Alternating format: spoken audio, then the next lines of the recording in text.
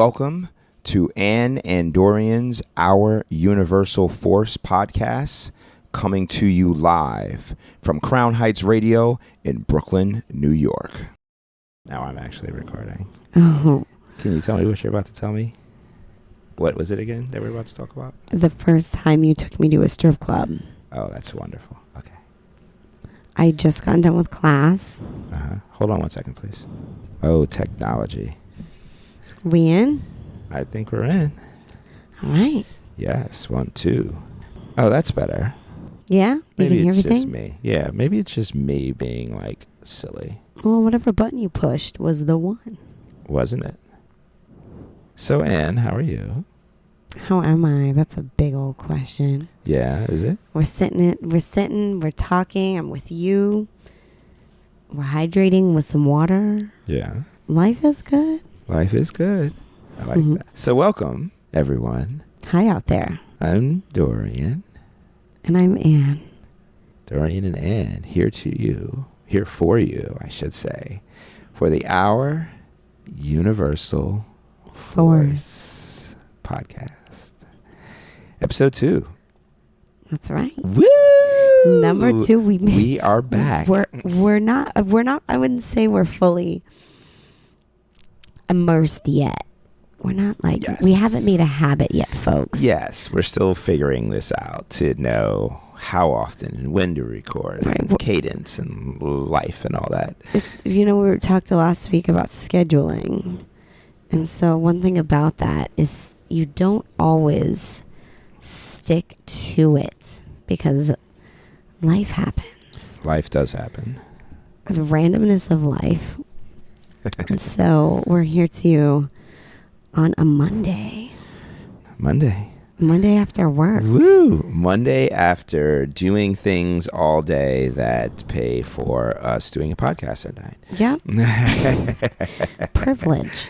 Yeah. It's like, working after work. Yeah. It's good. But we like Number it. 2. We got it. We want to thank everyone for coming back, continuing on your journey, binge listening maybe. Who knows? Hope so. It's just the beginning, folks. Yes. And we want to thank you for being here. Don't forget, you can check us out at ouruniversalforce.com. And our email is ouruniversalforce@gmail.com.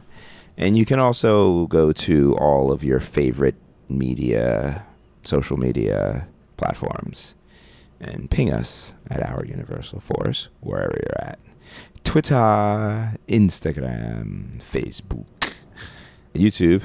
Ooh, we have to start making some videos. Oh, yeah. We got some videos we got to post up on there. Let's start recording with we'll get some videos to be there for you.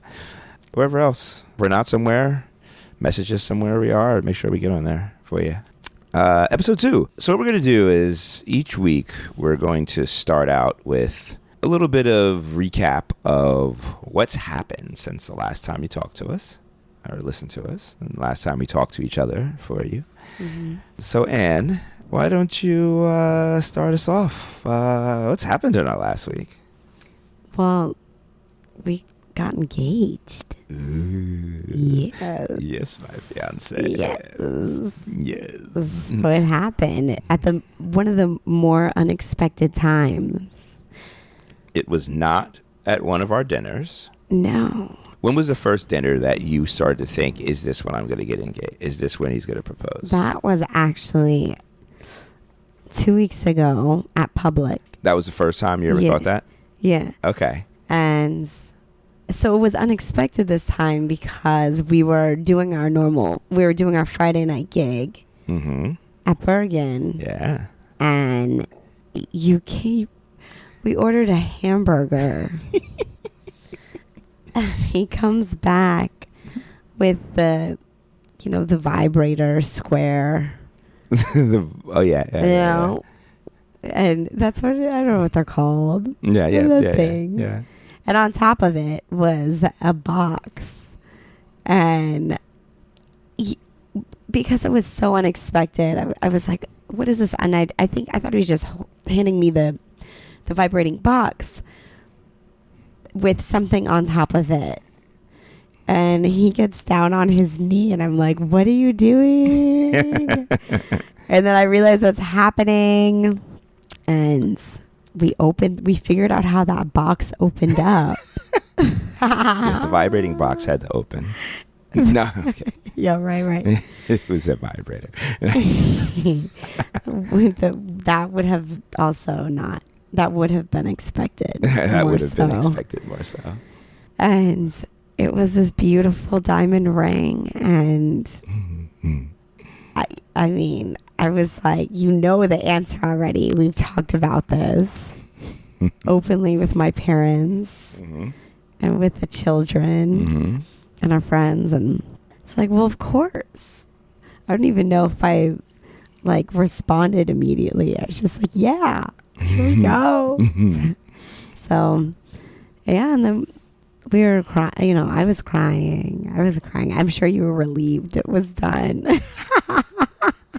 Yes, that is absolutely true. But I do want to ask you, what was it like for you? I was nervous. Yeah. I had been probably since the day we first talked about, decided that we're going to get married. Like where we were like, we're going to get married. And from the day we picked the day, then I have to get down on my knee and give a ring and really propose. I have to really propose to you. That was what I knew at that moment, that yes, we are going to get married and I need to not hesitate on any of the things that I want to do. So I wanted to ask you right that second. And since then, it was like, no, I need to get a ring. I was like, oh my God, no, I need to get a ring. But I need to go talk to our parents first. I need to go talk to the kids first. So many steps. So many things that I was like, I want to go buy a ring now. And just, like, that's what I wanted to do. But I was like, no, we need to do this in some kind of like, like I want to be a man, but also a gentleman about this. And I want you to know that the process means something to me too.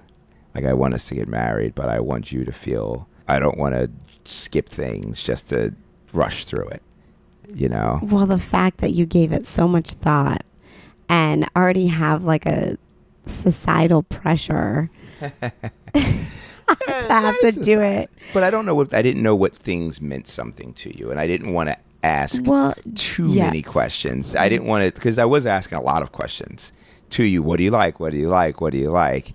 And at one point we were like, some of it needs to be a surprise, but I wanted to know as much as I could about what would mean something to you, because I knew what meant something to me.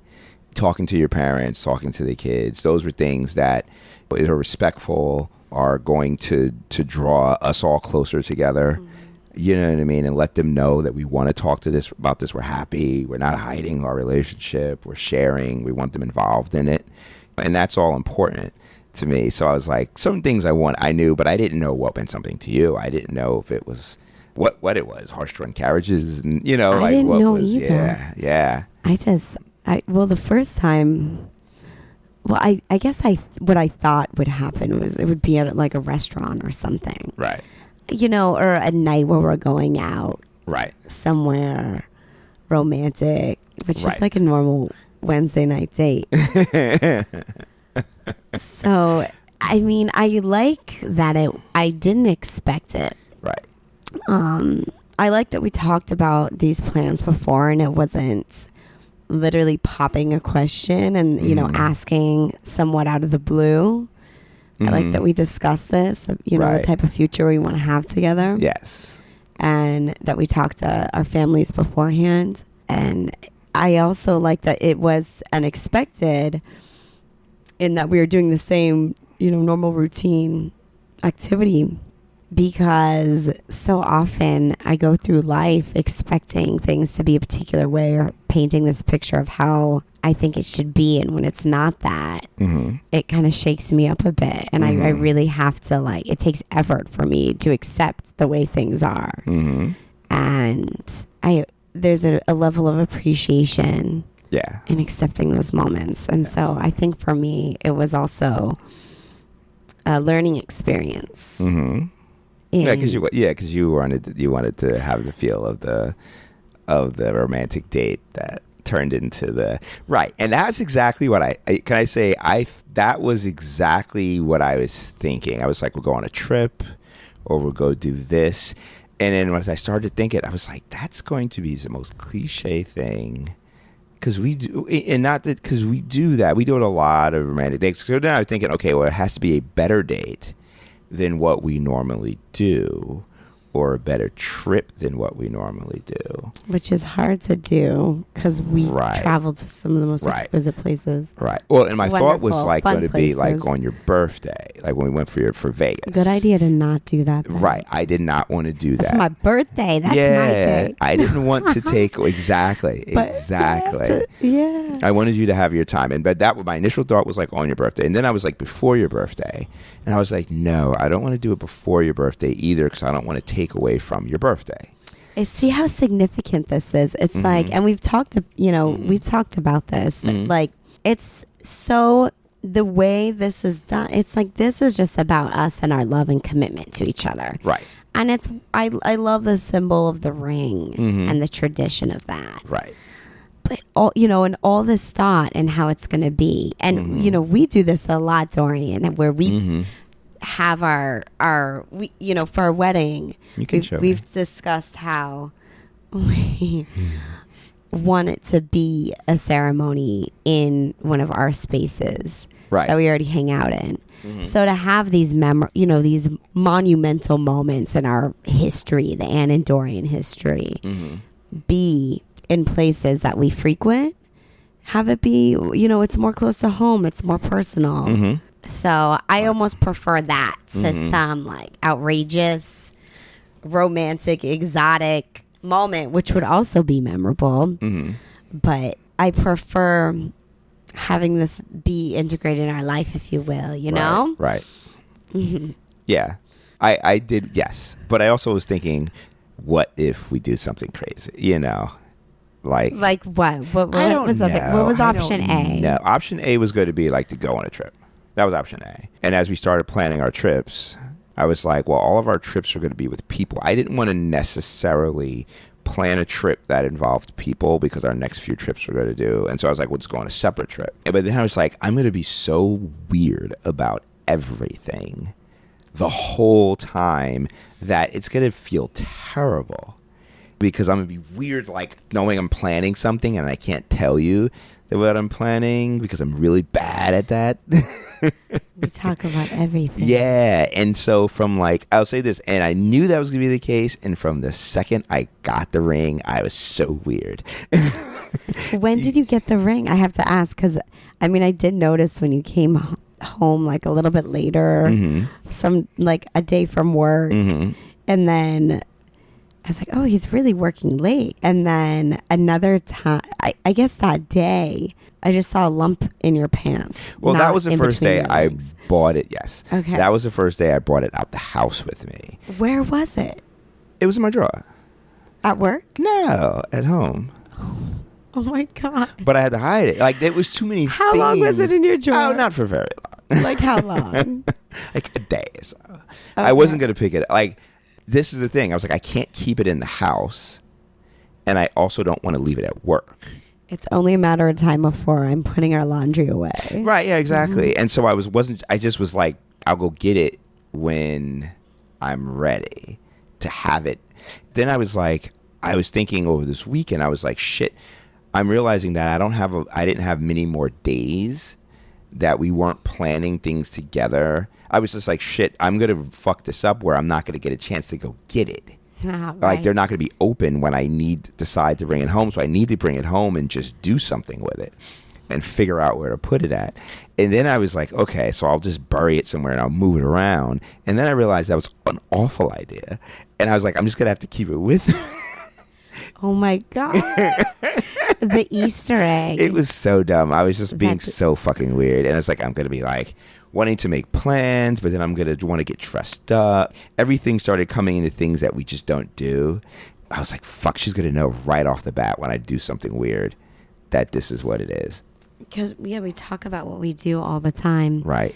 Well, and our plans change so easily, like we will definitely, I was like, I don't know what the fuck to do with this. So I just had to do it.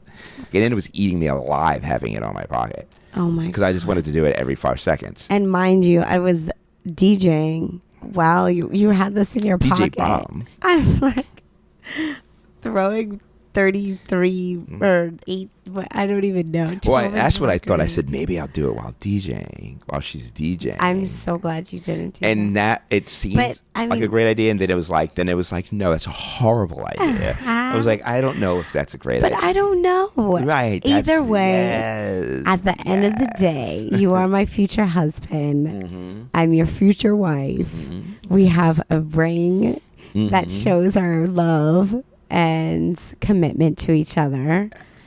And that's a wrap. Yes.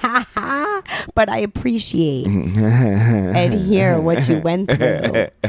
This is just my thought process that's going. Shit. This is the rando shit that's going on in my head. That none of it's really true, but I'm making all of, like, everything's true, but none of the things in my head that I'm thinking are really reality.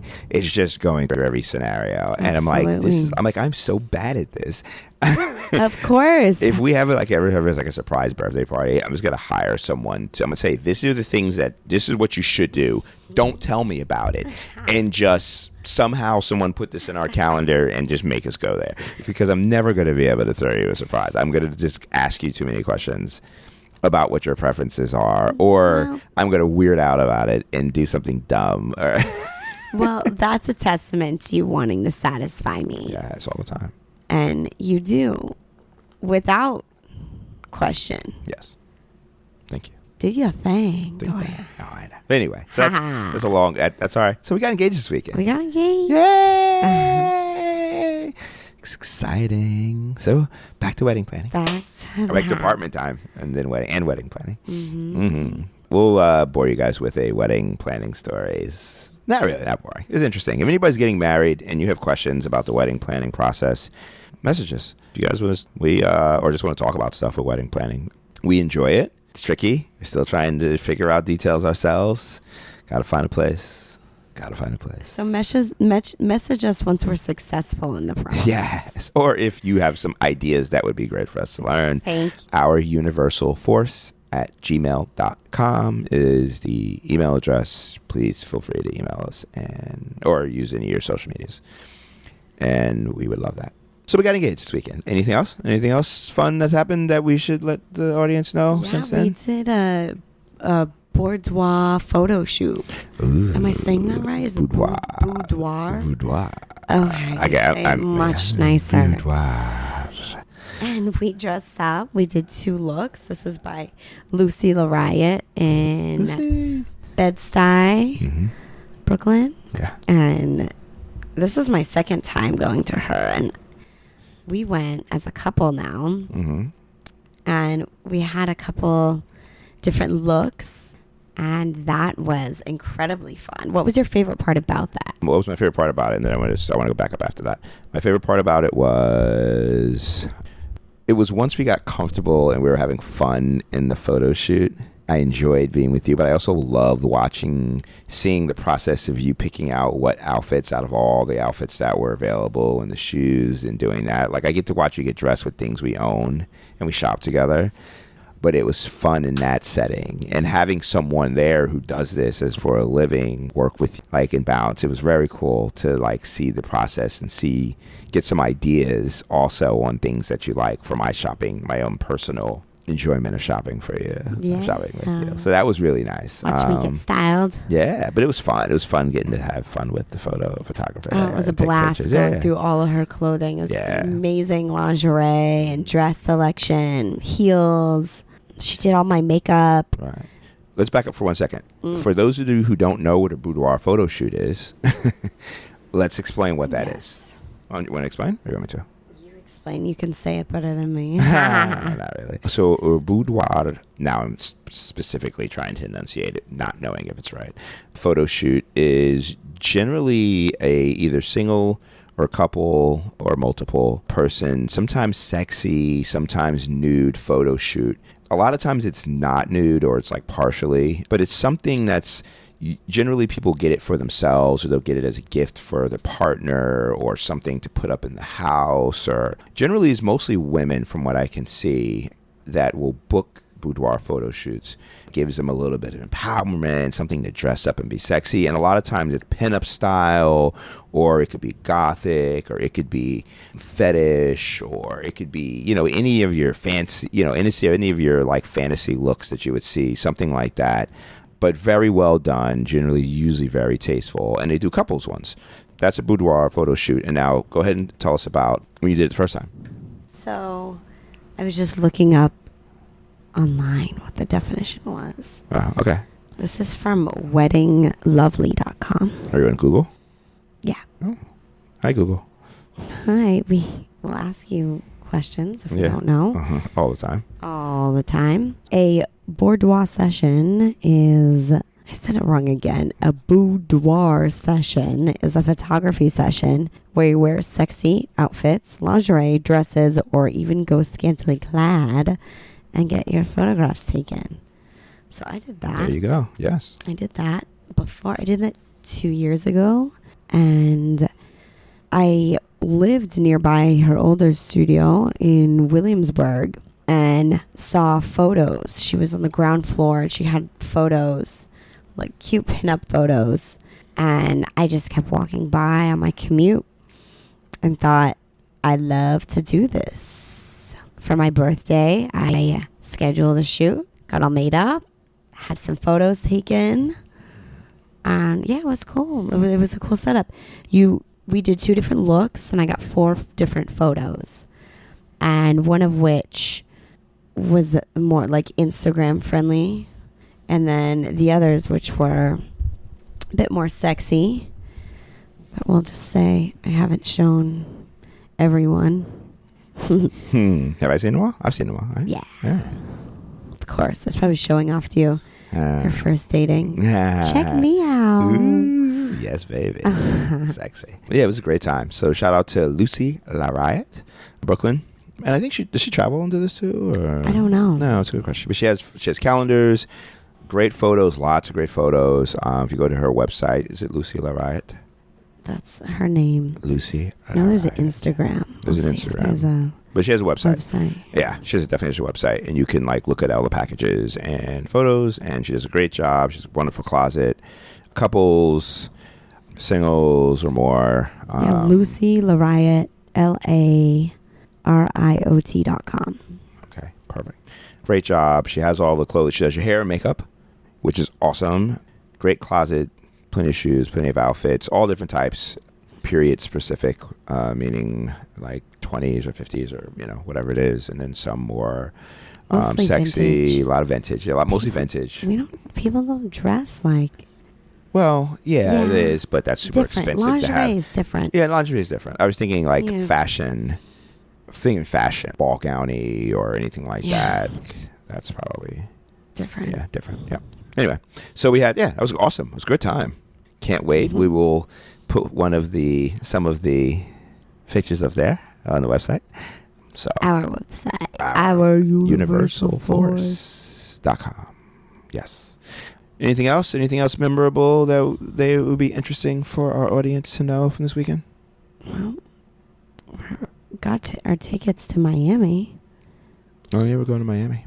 Miami, here we come. What's your favorite place to go in Miami?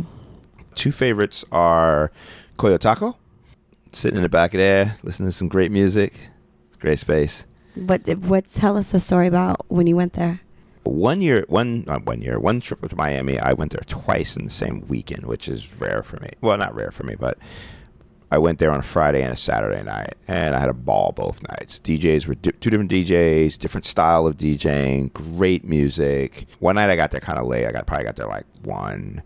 And the other night, I think I got there much earlier. Both times I had a great time. I had great drinks. I got to chill. And I was feeling nice. Coyo Taco, great space. If you've never been to Miami, it's in the Wynwood section of Miami. It's a taco joint up front.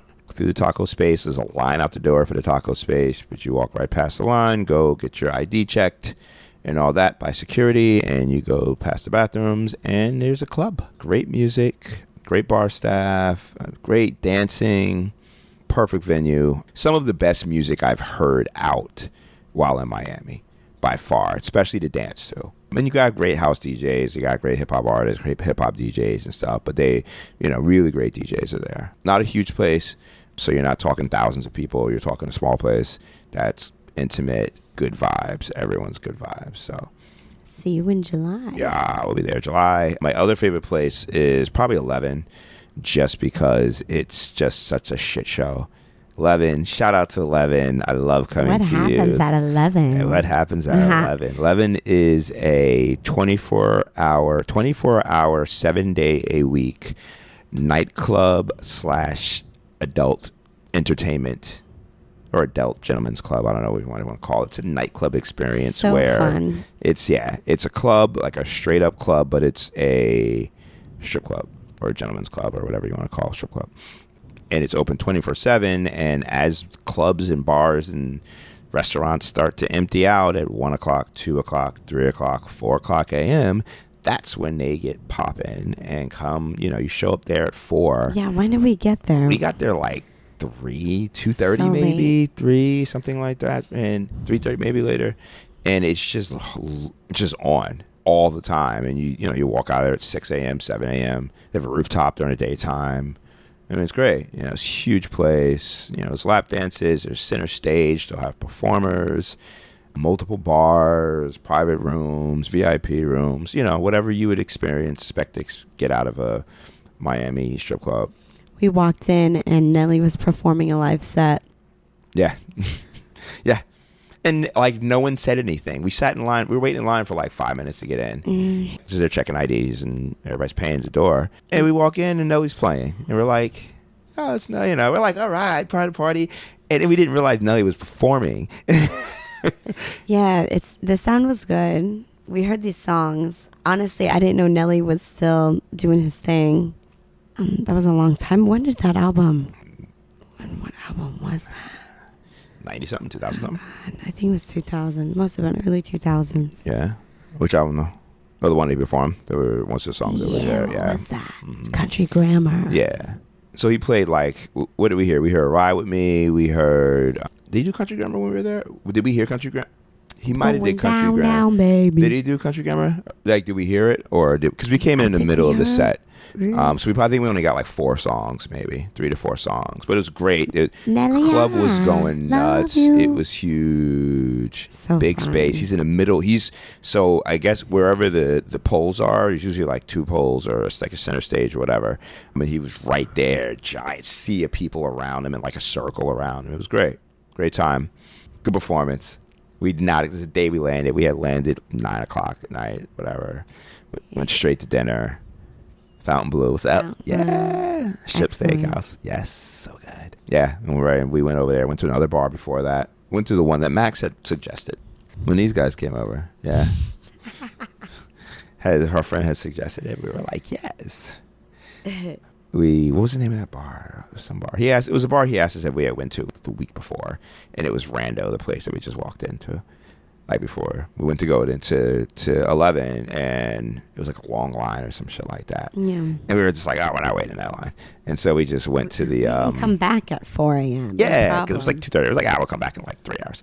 So we went to another bar, and we're hanging out there until we couldn't smoke there because we were smoking inside. Whoops. Whoopsies. So we went outside because you could drink outside too. We drank there. We danced outside too a little bit. Really nice. That was fun. Yeah, stayed at Fontainebleau. Yeah, Miami. I don't know. How did we get on Miami again? That was another thing from the week. Oh, yeah, we got our Miami ticket, so we're going to Miami in July. Anything else? I think that's good for our weekly recap. Yeah. Oh, the kids came into town. Kids came. Saw the apartment, hang out. The kiddos. Walked them. Thousands of steps in Brooklyn. So toured them around Brooklyn. So Crown Heights, Prospect Park, Prospect High, all those areas. We kind of toured them around. Yeah, we had 27,000 steps that day. We had a lot of steps. 27,000 that day. Jesus Christ. That's what you do when you don't have a car and you live in Brooklyn. Everything's walking on a Saturday. It was a gorgeous day too. Oh. Cool. All right, so let's get into some topics. We've been on this for a minute now. What are our topics for today, Ann? Today we covered a lot of this. So we have wedding proposal, Miami tickets, Club 11, strip clubs. I guess strip clubs were our topics. Yeah. So what else in strip clubs? Since we're talking about strip clubs, what else about them? Yeah. What else? Let me ask you. When did you go to your first strip club? So there used to be an underage strip club. Not underage. I'm sorry. It was. Sounds super illegal. No, it wasn't that. I didn't talk about that. I didn't mean that. Not underage. That was wrong. It was a BYOB, so you didn't have to be 21 to go. It was 18 and over strip club. So that one I would go into. When you were 18? When I was 18, but I used to go into some of them when I was helping my friends DJ. So I've been into other ones younger than that. But it was like they were DJing a bachelorette party or a bachelor party or something like that. And I went in as a DJ, so I didn't really partake in any of the offerings of the gentleman's club or the strip club.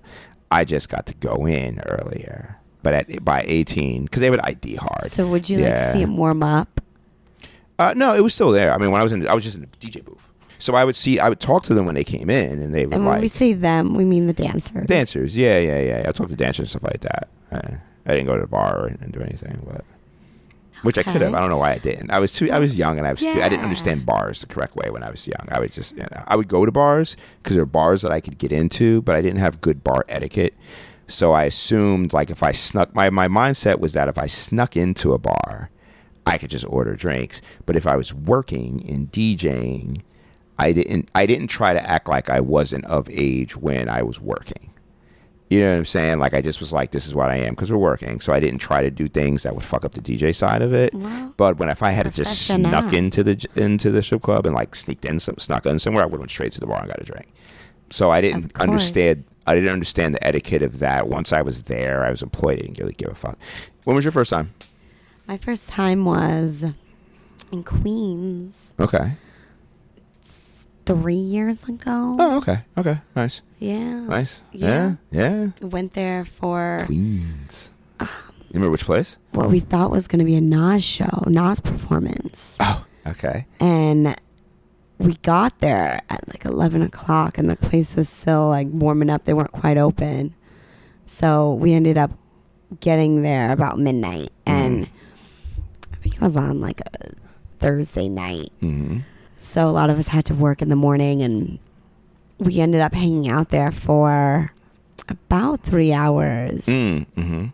And, waiting for Nas, and there's some other people there too. And it turned out that he showed up much later. And I'm not sure he even performed. Yeah, that was just something to get people in the door. Something to get people in the door. I think it was a new club. I don't know what it was called. But we had fun. I went with a lot of my dancer friends. Okay. Did you get that? Did you have singles and everything? So yeah, one of our friends, he bought us. I didn't really know how it worked, but he bought a sack of bills and handed them out to the ladies. Okay, nice. And yeah, we got the girl. Once they saw that, the girls came right over. Right, nice. And dance was at the bar. Right. They're just grinding on our legs at the bar. Nice. All right, let's play.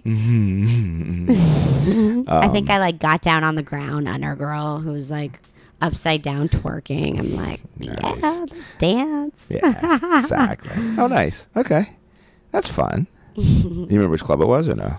No, I don't. Okay. Yeah, I don't remember which one. A warehouse. Yeah. It was Queens, Long Island City. Okay. Yeah.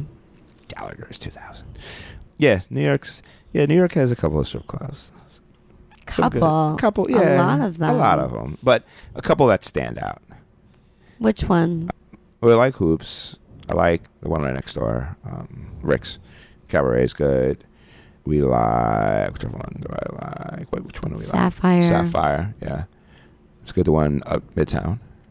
We haven't been to the one downtown yet. No.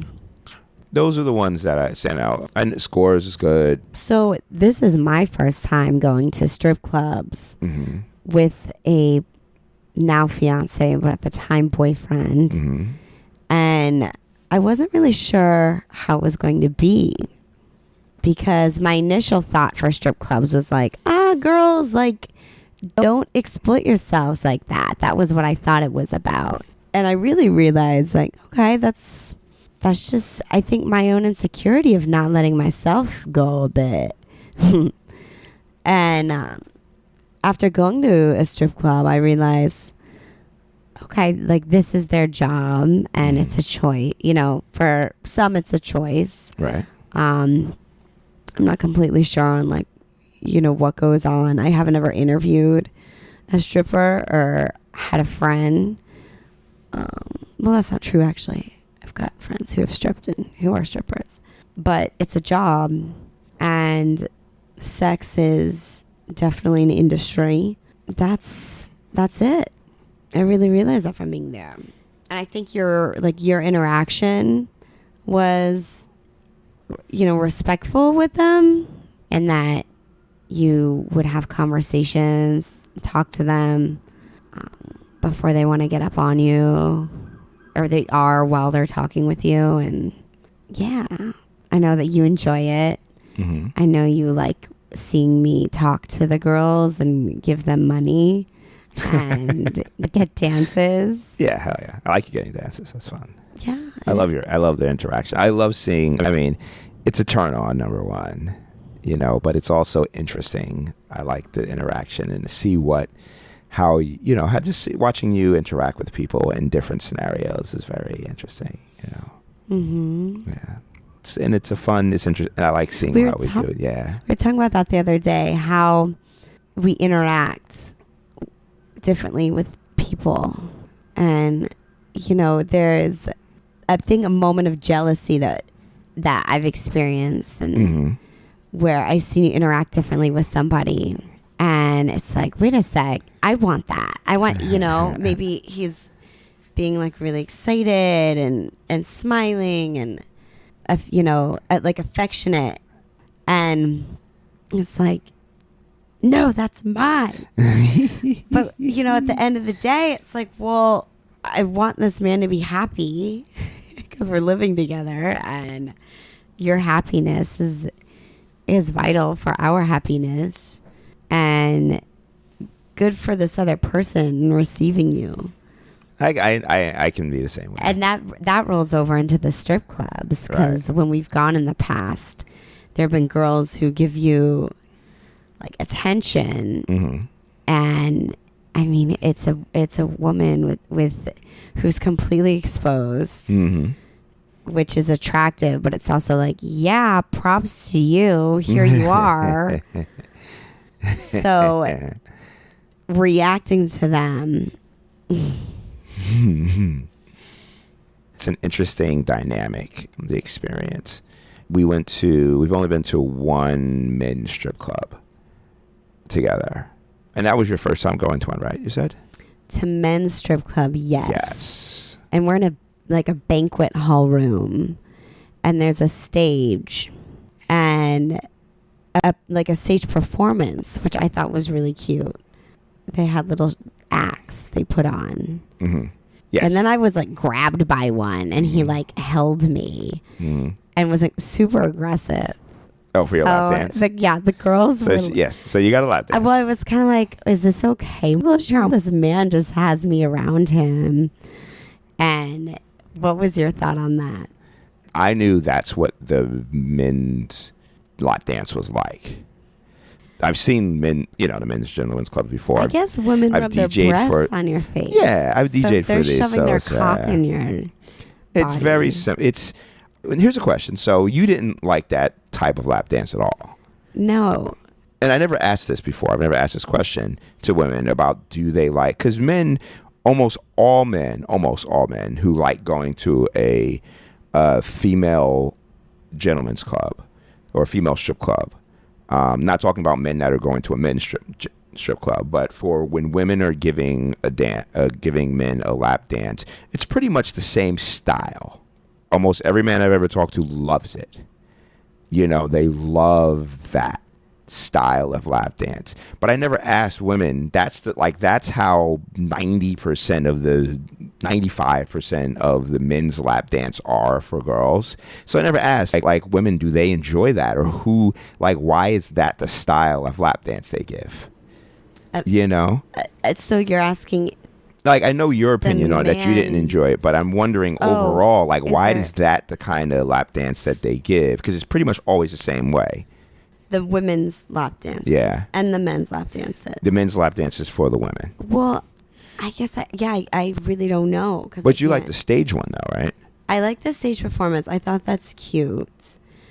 I mean, I guess I almost like the women's lap dance better because the way a woman's body generally moves is more sensual. And the man, if I found my lap dance from this man to be very aggressive. Right.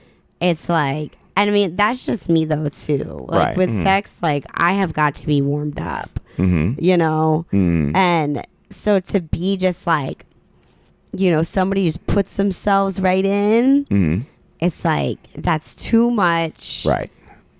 I like, it's a turn off for me. Right. And you know, it's just funny. It's funny. It's like, all right. I don't know. It's not pleasureful, but I guess it depends on what the intention is of going to the strip club anyway. Right. True. And so here's something that I've got a question. So if you get a lap dance or somebody approaches you, an employee at a club, and they're not favorable, what do you usually do? I just tell them no, thank you. Yeah. You know, it depends on where if we're just sitting at seats and we're not working the rail, then I just tell them no. Because generally, if you're not working the rail, they're just going to come ask you if you want a lap dance. Or they'll maybe sit and talk. But then if they're going to sit and talk, generally they'll be personable. If they're going to sit and stay and just talk to you. But if they're just coming around, just doing the rounds, seeing if you want a lap dance, just be like, no, thank you. If I'm not interested in them, if they're not someone who would want something from. If you're working the rail, it's different.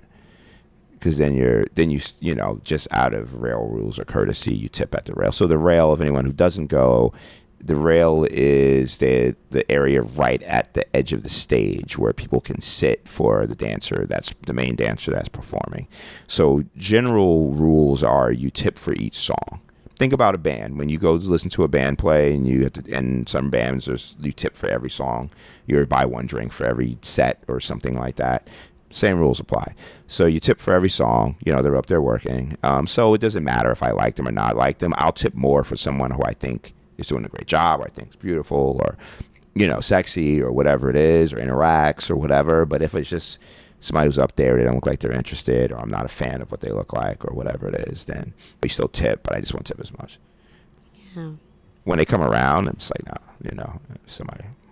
Well, what about you? Ladies, if you want Dorian's money, that's the key. All right. So, any more strip clubs? No, I don't think we have much more on that. Yeah, we like to go. I mean, we like to go. We've gone. We've had some fun times. Usually, yeah. And when we go, like, it's usually that when Dorian and I go, we usually get a lap dance together. Yes. So the dancer will dance on me and be there watching and engaging, or he'll get a lap dance at the same time. Right. We've done that once before too. Yeah. I think only once have we gotten a lap dance. We had two girls give us a lap dance. The other time it was either one girl or you getting one. Well, at 11 when we went, we hired someone to dance for us, and we didn't have enough cash. Yeah, we had just blown all of. We were just we had just used singles, and we didn't go to re-up cash before we walked over to get a lap dance. So, and because some places take cards. Because here's the thing: some places take cards. In Miami too, some people take cards. So it's back and forth on that. And I didn't think to check before we just walked up and saw someone we liked, and we were drunk. and we were probably high, and we were like, you lap dance, and then it was like, oh shit, it's cash only, and oh shit, now I have to go find an ATM in this giant place with 1,000 people inside of it. Literally, like when I say 1,000, I am not exaggerating. Yeah, 1,000 people. So go ahead. So sorry. So you went to go get the money, and and we had the room, and yeah, she and I, we were all just like, okay, just start the dance. And we're thinking you'd come back, and she and I are just like dancing together, having a blast. And it was super sexy, and Jerome was missing the whole thing. And she and I are laughing. We're like, holy shit, Dorian he's missing everything is normal. So Dorian went to go get the money, and we start dancing. Like, I say we start because I'm a dancer too, so I enjoy dancing. And beforehand, I'll be like, do you mind if I dance a little too? Like, can I touch you? And usually it's like, it's fair game. It's fine. Right. We're both having fun. And Dorian missed out on the whole thing. So bad. So bad. She and I were laughing so hard. Oh, God. I'm happy. You know what, though? We were laughing, but then she was like, is he coming back? I want my money. It had been a while. And I started getting worried too. Yeah. It was like 3 songs, and it was a pain in the ass trying to get cash. It was like, there was once again a literal 1,000 people there. There were 3 ATMs, and everyone was either, the line were like 5 deep at the ATMs, or the ATMs weren't working, but you didn't know they weren't working. People were like in line at the same ones that were broke. So you're standing in line, and everyone's sitting there. Took so long, like 3 songs for me to come back. And I was like, what is not lap dance for me? Did did she give us a little bit of one? Did we get another song? I don't think so. No, I think that was just it. But the whole time, I have to say this though, I thought about, once I was gone for more than like 2 minutes, I'm happy she's getting this time by herself to enjoy this. It was in a room. It was perfect. There was security. I was like, I wasn't worried about your safety or anything like that. I was like, you get dedicated strip club time by yourself, and without me, without worrying about if I'm enjoying the moment. Like, you got to actually enjoy the time. Well, I wouldn't have been worried about you enjoying it, because you definitely would have. It was a great time. Yes, that's awesome. I'm glad. I'm happy. I'm annoyed that I missed it, but I'm happy. It's a good time. So strip club. Yeah, we've had some fun times with strip clubs. All right, we're going to pause, water break, potty break, and we'll be back. And what's the next topic that we have? Toolbox. Oh, Anne's toolbox. We'll be back. Our Universal Force podcast with Anne and Dorian. We will be back. Okay. And we are back. Our Universal Force. Live in Brooklyn. Shout out to Crown Heights, Brooklyn. Welcome, everybody, for staying tuned. Had a water break, potty break. And we're going to go into a recurring segment on our podcast. And that is the toolbox. Anne's toolbox. Oh, it's my toolbox. Your toolbox. Oh, cool. Anne and Dorian's toolbox. Yeah, this is about us, Dorian's toolbox. I like making everything about you. How about A&D box? A&D box. A&D box. A&D box. Our resources. And box. And box. Okay. You just want my box. I like your box, baby. Glorious. Textures and feels in there. Anne was looking very nice, being all waxed and clean. Yeah. It's a good feeling to be waxed. I would not know. I just know how it feels from the other side. I can imagine. You women do amazing feats. Or anyone who gets waxed does amazing feats to be. True. Yeah. It's not fun. No. I can't imagine. No. And it takes a certain degree of upkeep. Yeah. Well. So why do I'm sitting here talking about it, and I'm wondering, why do I do this? Yeah. It's sexy, and it feels good for you. Yes. And that's basically it. Which do you prefer to look at of your own? when you're shaved or when you're not? Well, you can see more of it when you're shaved. Right. Or waxed, right? Right. When you're hairless. But I also feel like a child. I've heard that said, and I've read that too. I've heard that said, that people...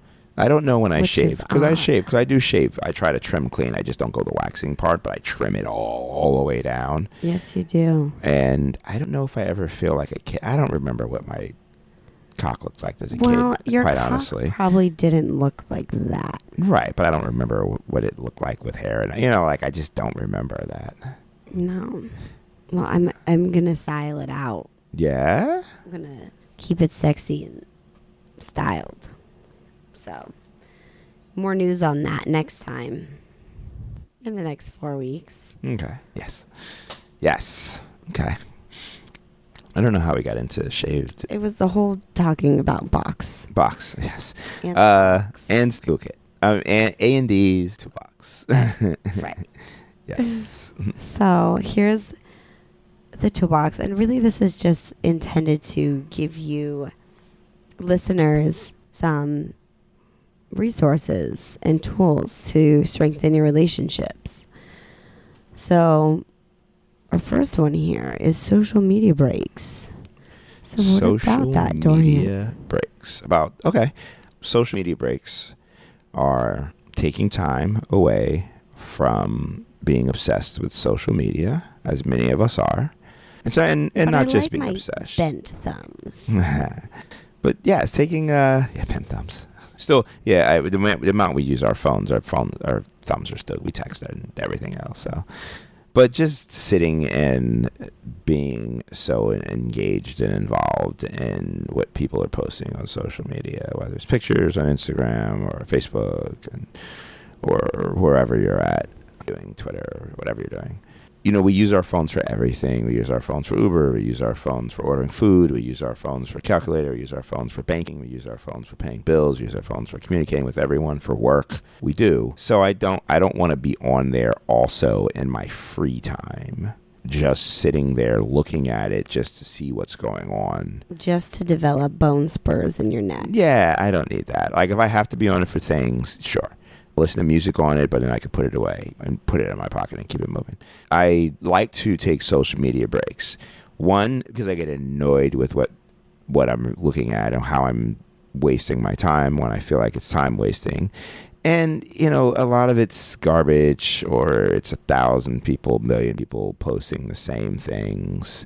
It's totally useful as a DJ. I mean, I need it as a DJ, as a business person. There's lots of uses, but I haven't been able to separate the work use out of it from my own personal use out of it. So what I tend to do is just don't use it at all and take the L on the work side for periods of time and then go back in. So I take breaks. So I don't have it on my phone that I carry around with me. I do have it on the iPad. I do have it in the house, but I don't use those very often. So it's not like out and about. What do you notice when you're on a break? I'm not as concerned with what people are doing. I notice I don't talk to certain people because I only really communicate with them through social media. I notice that I'm not using my phone nearly as much. I mean, I sometimes still pick it up because I'm like bored and I'm like, well, I'm going to do something. And then I'm like, wow, there's nothing for me to do on my phone. I put it back down. I don't have games on my phone either for the same reason. I used to have a lot of gaming. I'm a gamer and I'm a total gamer, but I purposely do not keep games on my phone just so I'm not sitting around just looking at my phone when I have nothing to do. I listen to music on my phone, Spotify, comedy, whatever. Sometimes I'll watch Netflix on my phone, but I'm also trying to make sure I limit that too.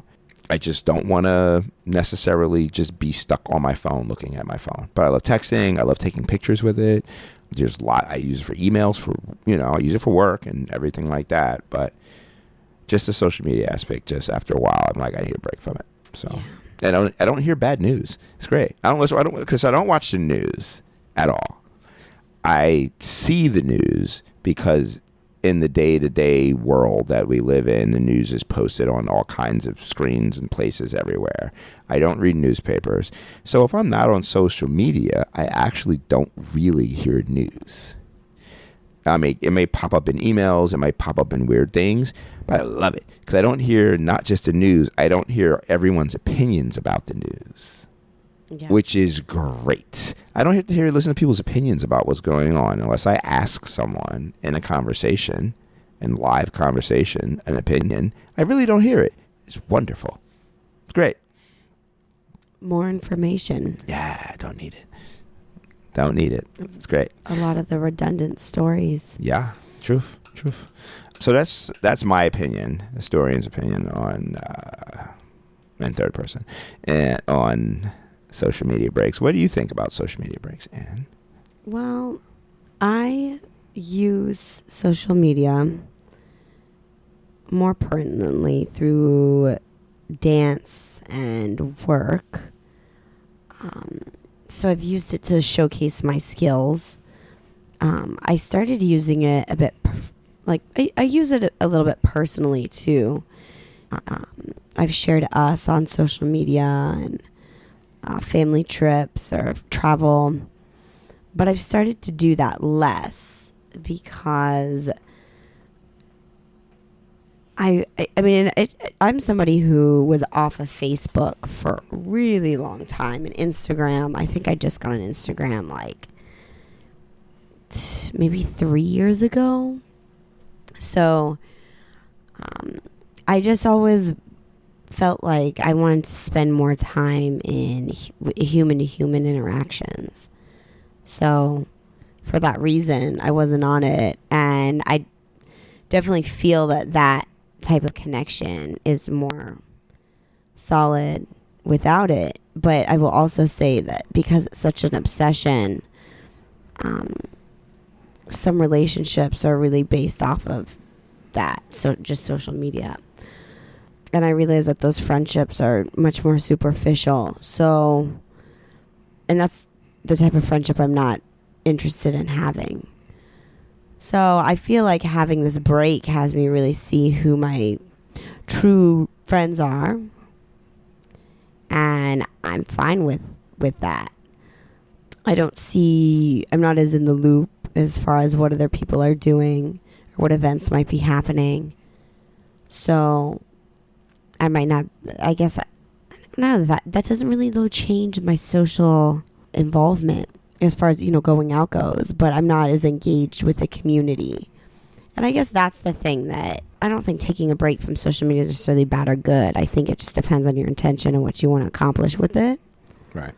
But not being as involved with the community, I think, is one reason why I'm like, I wish I were doing it maybe for just that. But it's hard to just do social media for only that. Right. Unless it's, just scheduled time or you have certain restrictions or something, Understood. I agree with that. I do miss, as in the DJ world, I miss when my friends are playing, because that's how they advertise. I mean, advertising, as a DJ, I advertise on social media too. I don't do it as much when I'm not on it all the time, or I'm not promoting everyone else's events like I would be, and sharing everyone else's posts and advertising. So that is a downside, I think, in a business world, and in that, if that's how you communicate with your circle or your people, you are going to be out of the loop. But also, too, when my friends want me to come to a gig, they can also text me, and we text each other that information. And it's also part of it, letting people know, hey, I'm not on social media, so if you're messaging me there, just text me. If it's important, text me. If you're just blasting the planet, then if you still think it's important, I know, text me. Yeah. And I do that to people too, and I'll text them gigs, and they tend to now, the ones that see me texting them and that's how I'm talking to them, they will also start to text me back and not assume that I'm seeing stuff on social media. So, it's a good, as you mentioned, see who your friends are, see who you're really trying to spend time with, because people who you want to spend time with, you will figure out a way to talk to them, whether it's via email or text or call, or go ring their doorbell, go to their job, whatever. So go find them. We used to do all that, right? Know somebody. I was like, I know they work from this time to this time, so if I go sit out waiting for them, or go to their house and ring their doorbell and be like, yo, or I'll call them on the phone and be like, yo, what's good? Nowadays, that's so special. And you get a phone call. Or when people ring your doorbell randomly. Even get a phone call. Yeah. Or somebody's in the neighborhood. They swing by. Yeah, if you ring my door randomly, I'm not going to go answer it, so you better call me and tell me you're calling over, because I just don't answer my door. No, you text beforehand. I'm so antisocial with that shit. Well, we live in Brooklyn and New York. We don't want people fucking with us. Rando doorbell ringers. Yeah. None of that shit. So, yeah, social media. Anything else on social media? Yeah, so we're not on it. Granted, we are on it so I get all the notifications and things. So if you message me, we'll know. So if you message our Universal Force, we'll respond. We will post things from our Universal Force. But separating work from like daytime normal. Have my Dorian account, have all the other business accounts. So we have multiple, because we all have multiple businesses. Multiple personalities. Not like split, maybe. I don't know. Mr. Glass. That's social media break. What else is in the toolkit? So our next one is sex related. Ooh, I like that. Can you say that again? Sex related. Can you say that in your sultry and Why voice? don't you? You have the I'm sexy sarcastic. I know. What's going on there? Sarcasm spewing. Say it in your sexy and voice. Sex. I like it. Sex. All right, moving on. So it's sex related. Toolbox, drum roll. Sex related. And it's about breath during sex. Ooh. Vital to our survival. Please explain. Well, I've noticed in having sex that breathing makes a huge difference. And that mere breath connects me more with my body. And sex has gotten way better since learning to breathe, like from my pelvis, my hips, my pussy, up into my stomach and my chest. Okay. So tell me what's the proper way to breathe? What's your technique to breathe during sex? Is it just... well, I don't think there is a proper way. I think that you can tap into many different breaths. So when you say breathe during sex, what do you mean? Just breathe. So just breathe. But don't people do that anyway? Yeah, but if you send your breath down deep into your stomach, so just sitting here, like breathe into your belly button. Into your belly button. Yeah. Not like that. So, like, walk me through. So, because you did walk me through this, and I had no idea. I learned how to breathe for the first time within the last 6 months. So there's many listeners, right? Yes, there's many people who don't know how to. Breath. Right. So explain. Yeah. So tell everyone. Walk us through step by step.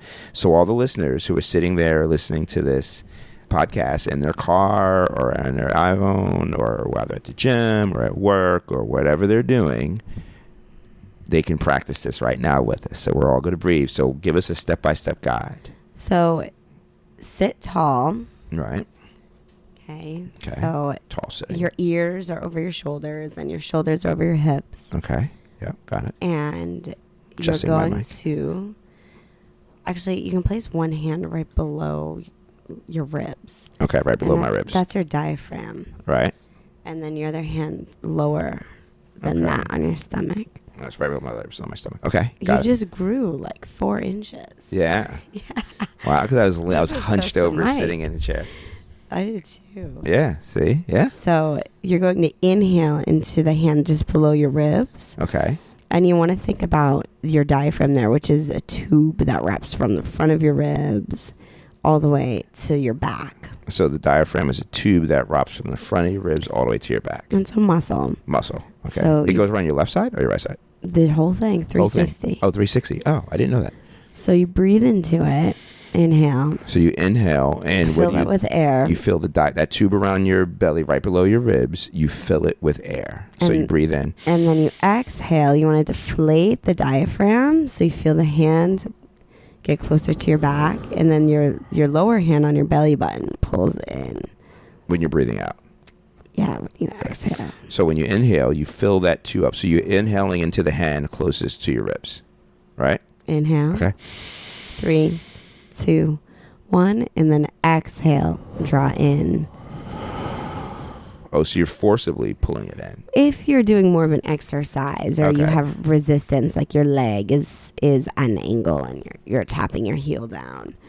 But what about, you're saying we're doing this during sex, so what am I doing during sex? Well, I'm not saying we're doing this during sex. Oh, okay. You actually brought this breath up. Oh, okay. Yeah, Okay. this is a bit different. Diaphragmatic breath is one way to, this is one of the more ideal ways to breathe from our diaphragm instead of from our chest. Right. Most of us breathe through our chest, and we get, Right. can develop a lot of tightness in our chest and neck and shoulders from that. It's a bit relaxing. Okay. It's a bit relaxing to do diaphragmatic breath. So Right. in sex, this is one entry into breathing more into your stomach, Mm-hmm. but you can breathe into, towards your sex organs. Okay. And So instead of breathing what we were just doing into our diaphragm, you breathe down into your sex organ when you're inhaling or when Yeah. you're exhaling? both. Okay, so Yeah, inflate, deflate the cock and balls. okay, interesting. hmm Expansion. Okay, all Yeah. right. And then what have you noticed when you started doing this? When you started breathing into your vagina? Well, into the your pussy? biggest thing What- is, there may or may not be a physiological response from breath, whether you engage or expand, but more so just getting into my body. So that is my tool for you all out there. Have you expanded? You, Dorian, you just mentioned you started breathing 6 months ago. Well, that's when I first learned about breathing. Yeah. I probably didn't really understand what that even meant till maybe in the last 3 months, 4 months. But I don't practice it as readily because I'm still learning. I'll say that. Like I probably try it every day. Like to just breathe into my diaphragm probably every day. Yeah, But it's still like it I as have an to automatic actually like response. do it. I have to work. I have to actually be thinking and like doing. Okay, right now I am going to.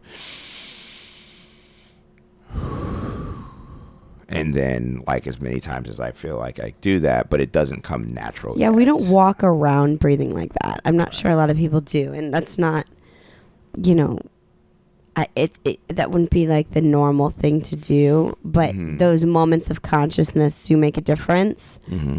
and Okay. strengthen some of those muscles. But Mhm. just like any habit, it takes time to develop. It's good. I feel it in my back when I do that. It's really good. I like Yeah. it. Yeah, I like it. Okay. Interesting. Like you said, you have to sit up. And Yeah, your posture gets so Mhm. much greater there. so if you're doing that at home, I hope that feels good to you. I hope it feels, if you're someone who normally has learned different types of breathing, awesome. Try it during sex if you're not. And if you're someone like myself who did not know that different types of breathing was a thing that people do, or that was good for you, or just never tried it, and never had instructions, you can thank Dr. Ann for giving us our instructions. I'm and not really a doctor, if you want. Yes.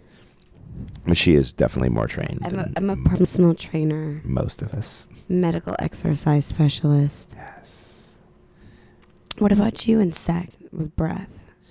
Okay. You hold your breath sometimes. I do, but that's not purposely. I'm just so caught up in it.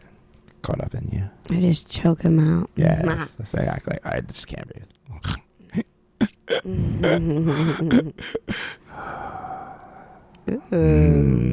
Yeah. But I have noticed, I've tried since we've talked about this and you told me about this, a while back. I've tried, and I do try to, at times, if I notice I'm not breathing or notice I've worked on breathing.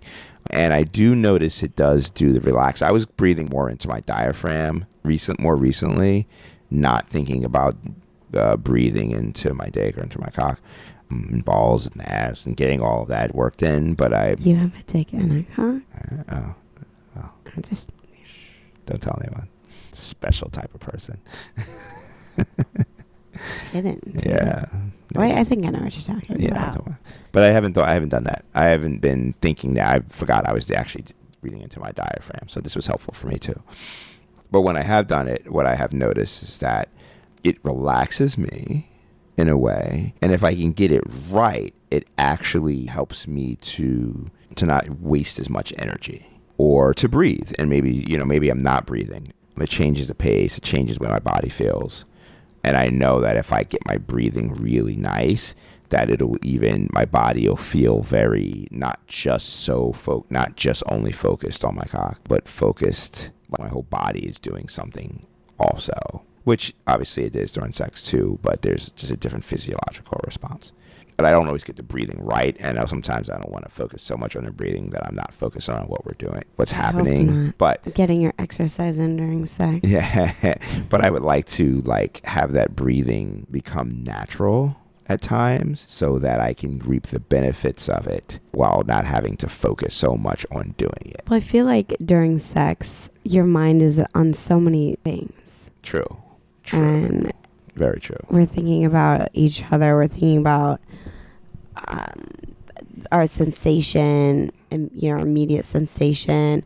We're thinking about fantasies. True. Other situations or scenarios. So then to go back into your body, the breath is an opportunity to do that. So it's just a little tool for you to try.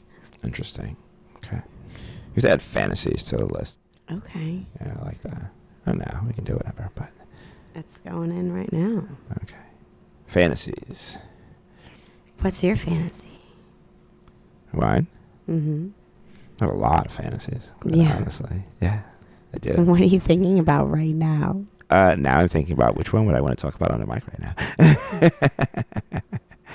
I mean, when we were talking about breathing, I was fantasizing about us having sex and making loud fucking and breathing and being able to do it without having to concentrate on the breathing. So that's what I was thinking about, fantasizing about. This weekend, it was fun. During our photo shoot, I was like, I would love to be able to have a photographer have taken some pictures of us while we were having sex. I would have liked to just had sex right there or while we were on set.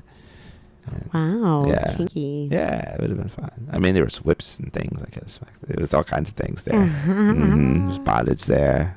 She does fetish shoots. So I was like, I mean, it was a professional atmosphere, but it was also there's a sexual atmosphere to it too, with the pinup and the lingerie. So yeah, it was fun. So that was. If you have a photographer out there, any photographers out there who do this, we want to do this. It's on our list of things we need to do.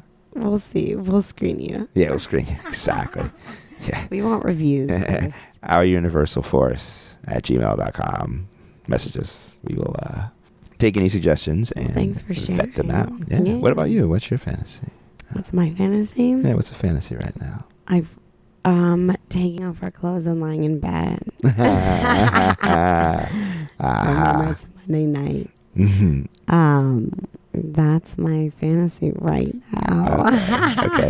What's a more fun fantasy for our listeners out there? Hungry, horny people. It was those who were like, "Oh, that's fun." No. Well, I love oil, so rubbing each other's bodies down with oil, having other people involved. Boobies are nice. Oiled boobs. And butt. Not someone oiling us down. Yeah, sure. That sounds good. That sounds good. I'm cool with that. Yeah, me too. I also find my fantasies to have a lot to do with nature and just being outdoors, lying in beds. That's so great. Yeah. It's one of my favorite things. It's good. I like that. I'm glad we got to do that together recently. We have. We've done that a couple of times. Yeah, it's really nice. I'm a fan of that. And I didn't know I was going to be a fan of that. I mean, I guess I did, but I imagined I would, but I didn't know how much I was going to enjoy it. Well, I'm glad we have that. Yes. Fantasy is reality. Fantasy is reality. If you have fantasies out there, here's a little suggestion for anyone looking for suggestions. Couples, this is what this is for. I mean, we're talking a lot about what we're doing, and we hope we take your glimmering good piece of information, but we should probably give you some keys to help you in your relationship more so than just what's in our toolbox and toolkit, our experiences. If you have fantasies out there, share them with your partner. Talk about them. Yes, some are going to be embarrassing. Yes, some you're going to be like, I don't know how my partners are going to react to this. But it should come up in conversation, quite honestly. If you're having any kind of sexual relationship or wanting to have a sexual relationship with someone or sexting with someone, whatever you're doing, use that time. And if your fantasies come up, talk about them. You know? Do it. Don't do it in the bedroom necessarily during sex. Not maybe but maybe depending on who you are in your relationship, how your communication is. Yeah, but maybe not in the bedroom. Like when you're out, when you're having a drink, or if you're out walking, or during a time where you think you might like to hear something like this. That probably means hear a fantasy. That probably means you're more comfortable relaying it anyway. So, and why not the bedroom? So tell me what you think about the bedroom. Why not having a... Well, because it could be an awkward sexual experience. Okay. Yeah. If you're not if you're feeling, your partner's feeling affectionate in a way that you might not, fully be... that your fantasy really suits. It could be awkward. Yes, and it could be read the wrong way. Totally true. If you wake up in the morning and you have this fantasy and you tell, I've heard that on a couple occasions. Right. Okay. Interesting. My friends being like, my boyfriend woke up this morning and told me he wanted to have a threesome with my best friend. Right. Like that doesn't work. That might be a fantasy and something that you mention at another time. Right. Not in the bedroom, in the morning, or, just... So how do you know when the right time is? So say we're telling people, talk about your fantasies. How do you know when your partner... Should you ask and say, hey... You should acknowledge them. You should acknowledge them and what your, agreements are, or tell them how much you care about them and how much you enjoy having sex with them and how sexy they are. And you let them know why you want to share this fantasy with them. Okay. And maybe even say, look, this might be surprising to you. Mm-hmm. And I want to share this with you because I really love you. Mm. And I want to know, what your thought is on this. And, maybe this is really wild and it'll just stay a fantasy. Or maybe this is something you'd be into doing. And I'd like to explore that with you. Right. Be clear on that. What is it you want with them? Right. Do you have an ask of this? Mm-hmm. Right. Or are you just sharing just to share? And that's true. That's a good point. There is a difference between fantasies that are just something in your head, spank bank material as the term is used, or this is something that you actually would like to do with your partner or something of that nature. Or so there is a big difference in those. Good to probably clarify that before said statement. It's easier to clarify that before than it is to clarify after. And we all do definitely have those. There are fantasies that are just I would like to, I don't know. Come all over your face. Yeah, right.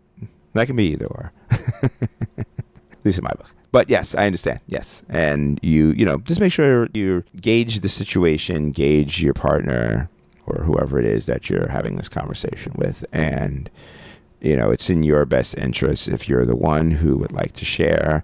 And if you're a couple or people who it's hard because not everyone communicates well on sex or on fantasy. So we know for a lot of people communicating during sex is hard, which is a shame because it doesn't give you the opportunity to really get to know your partner or share what's on your mind and get that comfort level. So if you are out there and communicating about anything intimate or sexual is harder for you, thinking of sharing a fantasy could be really hard. But, we all hopefully have multiple types of fantasies. I assume most people do.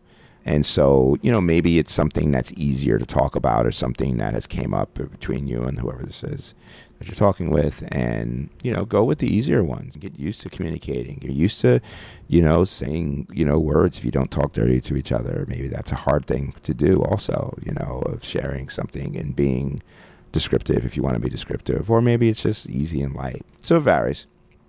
So breathe during sex and talk about these fantasies. You got a couple. You got 3 tools today. Yeah. That's good. Yeah. Yeah. And we'll talk more about fantasies, our fantasies. Mhm. We'd love to hear about your fantasies. Totally would. Yes. So that is our toolbox. So we had our ad hoc toolbox item, which was talking about fantasies. We had breathing. And what was our first non-sexual one? Our first non-sexual one was to... Wow. Yeah, our memories. Oh, man. Probably shouldn't have spoke that. Social media breaks, yeah. Having social media breaks. We keep our memories. So that's everything we're going to do today. We want to thank everyone for listening. What do we have in store for our next podcast? We don't even know that yet. So it's a big old surprise. A long list. We do have these planned, but we're going to surprise you with our next week. We have a few different topics, some of which have to do with relationships, some of which have to do with sex, some of which have to do with life. We'll definitely give you an update on our dating life. We'll be doing an Endorian's toolbox and some more fun topics. We are going to start talking about just saying we don't do social media, but things in the news. That's going to be a little bit something sexual or factual or relationship wise that's in the news, right? We're in the middle of Pride Month right now. We want to give a shout out to everyone who's celebrating Pride. We learned 2 new letters on the LGBTQ IA, right? IA. And we literally had to look them up because we weren't sure what the I stood for. And we were like, wait, what is it? And we were listing out all of our I's, and we realized intersex and asexual. And asexual. Or allies. Or allies, yes. So shout out to everyone who's celebrating Pride. I noticed this year more than many other years that a lot of companies and organizations, from restaurants to bars to major corporations to everything, have been celebrating Pride this month.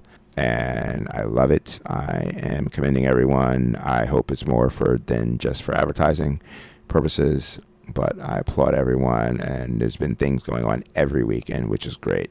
Yay, peace and pride. Yes, peace and pride. So another week or so, Pride. Every day is Pride. But if you're celebrating specifically this month, please enjoy. Have a great time. Be safe. And you will see us out here partying because we are doing it too. So have a great rest of your week, and you catch us on the next episode. Talk to you soon. Bye. Bye.